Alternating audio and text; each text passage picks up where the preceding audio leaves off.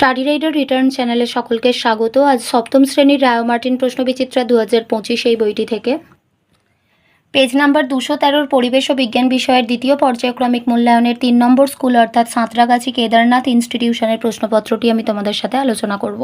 এর আগে 1 এবং 2 এর স্কুলের প্রশ্নপত্র আমি আলোচনা করে দিয়েছি, তোমরা যারা সেই ভিডিওগুলি দেখোনি তারা অবশ্যই দেখে নিও। তো ভিডিও শুরু করার আগে তোমাদের সকলের কাছে আমার একটাই অনুরোধ যে ভিডিওটি তোমরা সম্পূর্ণ দেখবে এবং এই চ্যানেলটিতে তোমরা যদি নতুন হয়ে থাকো তাহলে অবশ্যই এই ছোট্ট চ্যানেলটিকে সাবস্ক্রাইব করে আমাদের পাশে থেকো। শুরু করা যাক। Physical science. 1 দাগে রয়েছে যে কোনো 5টি প্রশ্নের উত্তর দাও। 1 একটি ঈষৎ স্বচ্ছ মাধ্যমের উদাহরণ দাও। ঘষা কাঁচ। 2 তড়িৎ চুম্বকের একটি ব্যবহার লেখো। তড়িৎ চুম্বকের ব্যবহার হলো ইলেকট্রিক কলিং বেলে তড়িৎ চুম্বক ব্যবহার করা হয়। এরপরে 3 দাগে রয়েছে একটি বিক্ষিপ্ত প্রতিফলনের উদাহরণ দাও। সিনেমার পর্দায় প্রতিফলন হচ্ছে বিক্ষিপ্ত প্রতিফলন। 4 চৌম্বক দৈর্ঘ্য চুম্বকের জ্যামিতিক দৈর্ঘ্যের কত গুণ? 0.86 গুণ। 5 বাল্বের ফিলামেন্ট কোন ধাতু দিয়ে তৈরি হয়? টাংস্টেন ধাতু দিয়ে তৈরি হয়। 6 আমাদের রাজ্যের কোথায় বায়ুকল থেকে বিদ্যুৎ শক্তি উৎপন্ন করা হয়? বকখালিতে। এরপর 2 দাগে যে কোনো 5টি প্রশ্নের উত্তর দাও। 1 পরিবেশ বান্ধব শক্তি বলতে কি বোঝায়? সৌরশক্তি, বায়ুশক্তি, জৈব শক্তি, জোয়ার ভাটা শক্তি, ভূতাপীয় শক্তি প্রভৃতি শক্তির উৎসগুলি প্রায় দূষণমুক্ত। এ কারণে এই শক্তি থেকে পরিবেশ ও জীবজগতের ক্ষতির সম্ভাবনা খুব কম হয়, তাই এইগুলিকে বলা হয় পরিবেশ বান্ধব শক্তি। 2 দাগের প্রশ্ন রয়েছে ফিউজ তার ব্যবহার করা হয় কেন? ফিউজ তার তড়িৎ বর্তনীতে ব্যবহৃত একটি সুরক্ষামূলক ব্যবস্থা। তারটির উপাদানের গলনাঙ্ক খুব কম এবং রোধ যথেষ্ট উচ্চমানের হয়। বর্তনীর কোনো অংশে যে কোনো কারণে তড়িৎ প্রবাহ মাত্রা অনুমোদনযোগ্য সর্বোচ্চ মানের বেশি হলে ফিউজ তার খুব উত্তপ্ত হয় এবং সহজেই গলে গিয়ে ছিন্ন হয়। ফলে বর্তনী বা ব্যবহৃত দামি বৈদ্যুতিক যন্ত্রগুলি অতিরিক্ত তাপের প্রভাবে ক্ষতিগ্রস্ত হওয়ার হাত থেকে রক্ষা পায়। 3 দাগের প্রশ্ন রয়েছে বর্তমানে বাজারে এলইডি লাইট বেশি পরিমাণে ব্যবহার করা হচ্ছে কেন? এলইডি লাইট ব্যবহার করার কারণ হচ্ছে 1 এলইডি এমন একটা ইলেকট্রনিক উপকরণ যার তড়িৎ শক্তিকে আলোক শক্তিতে রূপান্তরিত করে। 2 এতে কোনো ফিলামেন্ট থাকে না। 3 অত্যন্ত কম বিভব প্রভেদে কাজ করে। 4 এলইডির দাম কম, আকারে ছোট এবং ওজনে হালকা, দীর্ঘ আয়ুসম্পন্ন হয়ে থাকে। এই কারণে এলইডি বেশি ব্যবহার করা হয়। 4 প্রশ্নে রয়েছে একটি মুক্ত বর্তনীর চিত্র অঙ্কন করো। এই চিত্রটা হচ্ছে মুক্ত বর্তনীর চিত্র। এখানে দেখো একটা বর্তনীর ছবি আঁকা হয়েছে, যেখানে এটা হচ্ছে বাল্ব আর এটা হচ্ছে তার, আর এখানে একটা 2 সেলের ব্যাটারি রয়েছে। এদিকে ছোট দাগ রয়েছে মানে এটা ঋণাত্মক প্রান্ত, আর এদিকে বড় দাগ মানে এটা ধনাত্মক প্রান্ত। এটা হচ্ছে সুইচটা অন অবস্থায় আছে, কিন্তু যেহেতু দেখো এই জায়গাটায় তারটা বিচ্ছিন্ন অর্থাৎ কাটা অবস্থায় রয়েছে, সেই কারণে এই বর্তনীটার মধ্য দিয়ে কোনো রকমভাবে তড়িৎ প্রবাহিত হবে না। এটা একটা মুক্ত বর্তনীর চিত্র। এই ছবিটা তোমাদের অঙ্কন করতে হবে। 5 প্রশ্নে রয়েছে চুম্বকের উদাসীন অঞ্চল কাকে বলে? চুম্বকের 2 মেরুর মধ্যবর্তী যে অঞ্চলে চুম্বকের আকর্ষণ বা বিকর্ষণ ক্ষমতা থাকে না তাকে উদাসীন অঞ্চল বলে। 6 প্রশ্নে রয়েছে বর্ণালী কাকে বলে? সাদা বা বহুবর্ণী আলো উপযুক্ত বিচ্ছুরক মাধ্যমের মধ্য দিয়ে যাওয়ার ফলে উপাদান বর্ণে বিশ্লিষ্ট হয়ে যে রঙিন আলোক পটি গঠন করে তাকে বর্ণালী বলে। বামপক্ষ ও ডানপক্ষ মেলাও। 1 চৌম্বক দৈর্ঘ্য, এটা হবে উত্তর ও দক্ষিণ মেরুর সংযোজক রেখাংশের দৈর্ঘ্য। 2 সৌরকোষ, সোলার কুকার। 3 প্রাকৃতিক বর্ণালী, রংধনু। 4 তারের পাক সংখ্যা বৃদ্ধি, তড়িৎ চুম্বকের শক্তি বৃদ্ধি।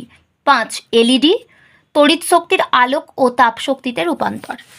এরপরে 4 দাগে সঠিক উত্তরটি নির্বাচন করো। 1 সমতল আয়নার সঙ্গে লম্বভাবে কোনো আলোকরশ্মি ওই আয়নার ওপর আপতিত হলে প্রতিফলন কোণের মান কত হবে? 0 ডিগ্রি। 2 চুম্বকত্বের নিশ্চিত পরীক্ষা হলো শুধুমাত্র বিকর্ষণ ধর্মের পরীক্ষা। 5 দাগে রয়েছে যে কোনো 4টি প্রশ্নের উত্তর দাও। 1 একটি বিস্তৃত আলোক উৎস দ্বারা একটি অস্বচ্ছ বস্তুর মাধ্যমে প্রচ্ছায়া ও উপচ্ছায়া গঠনের চিত্র অঙ্কন করো। এই যে ছবিটা তোমরা দেখতে পাচ্ছ, এই ছবিটা তোমাদেরকে অঙ্কন করতে হবে। এখানে এটা হচ্ছে আলোক উৎস, বিস্তৃত আলোক উৎস মানে হচ্ছে একটা বড় জায়গা থেকে আলোটা আসছে, টর্চের মুখ থেকে, পিকিউ।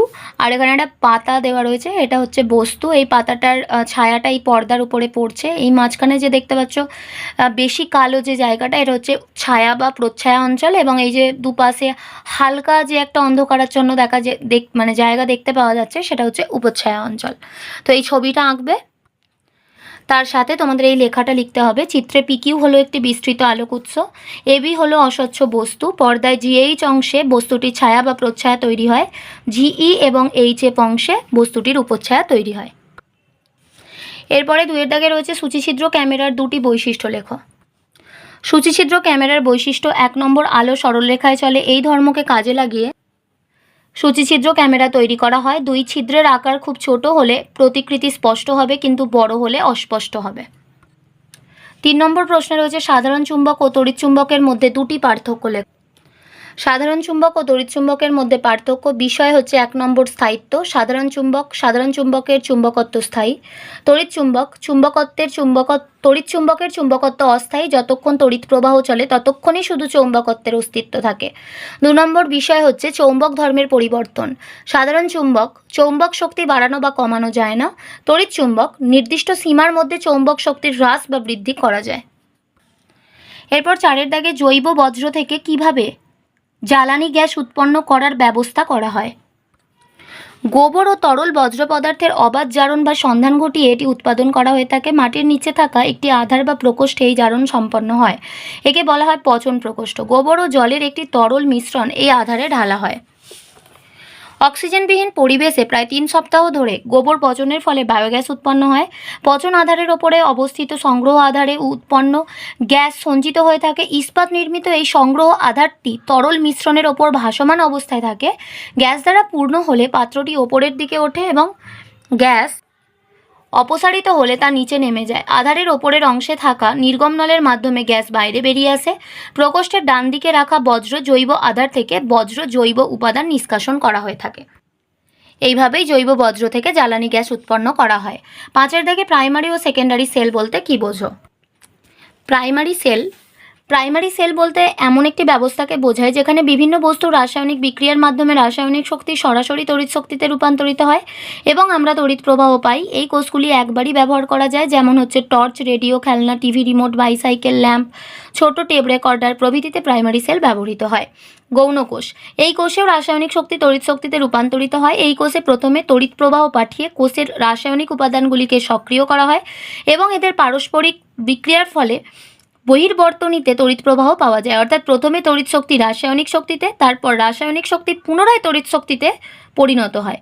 এই কোষকে পুনরায় চার্জ দিয়ে অনেক দিন ব্যবহার করা হয়ে থাকে। এই ধরনের কোষকে গৌণ কোষ বা সেকেন্ডারি সেল বলা হয়। যেমন এমার্জেন্সি লাইট জ্বালাতে, মোটর গাড়ি, ট্রাক, বাস ইত্যাদিতে সেকেন্ডারি সেল ব্যবহার করা হয়। এরপরে আমরা লাইফ সায়েন্সের পার্টে চলে আসছি। 1 দাগে সঠিক উত্তরটি নির্বাচন করে বাক্যটি সম্পূর্ণ করে লেখো। 1 মূলের বর্ধনশীল অঞ্চলের ঠিক ওপরেই অবস্থিত রোঁয়া রোঁয়া জায়গাটির নাম হলো মূলরোম অঞ্চল। 2 কাণ্ডের যে জায়গা থেকে পাতা বা শাখা বের হয় সেই জায়গাটিকে পর্ব বলে। ফুলের যে অংশটি ফলে পরিণত হয় তাকে বলা হয় ডিম্বাশয়। মৃদভেদী অঙ্কুরোদ্গম ঘটে তেঁতুলের বীজে। 2 দাগে শূন্যস্থান পূরণ করো। 1 কলা পাতায় সমান্তরাল শিরাবিন্যাস দেখা যায়। 2 ভুট্টা বীজে ভ্রূণের খাদ্য শস্যর মধ্যে জমা থাকে। 3 বাক্যটি সত্য বা মিথ্যা নির্বাচন করো। 1 ব্যাপনে অর্ধবেদ্য পর্দার প্রয়োজন হয়, মিথ্যা। 2 স্কুটেলাম একবীজপত্রী বীজের বৈশিষ্ট্য, সত্য। 4 দাগে একটি শব্দ বা একটি বাক্যে উত্তর দাও। 1 ফুলের স্ত্রীস্তবকের এককের নাম কি, গর্ভপত্র। 2 বীজোত্তকের বাইরের স্তরটিকে কি বলে, টেস্টা বলে। কুমড়োর আকর্ষক কোন অঙ্গের রূপান্তর, কাণ্ডের রূপান্তর। এরপর 5 দাগে রয়েছে নিম্নলিখিত প্রশ্নগুলির সংক্ষিপ্ত উত্তর দাও। 1 কোনটি কাণ্ড ও কোনটি কাণ্ড নয় লেখো। এ আলু হলো কাণ্ড। বি সজনে ডাঁটা, কাণ্ড নয়, এটি ফল। সি কচু, এটি কাণ্ড।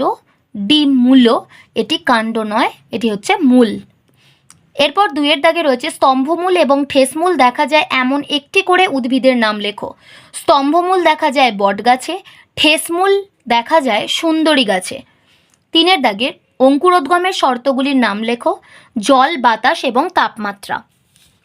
6 দাগে রয়েছে নিম্নলিখিত যে কোনো একটি প্রশ্নের উত্তর দাও। 1 স্বপরাগযোগ এবং ইতর পরাগযোগ এর মধ্যে প্রদত্ত বিষয়ে পার্থক্য লেখো। এ হচ্ছে বাহকের প্রয়োজনীয়তা, বি পরাগ রেণুর অপচয়।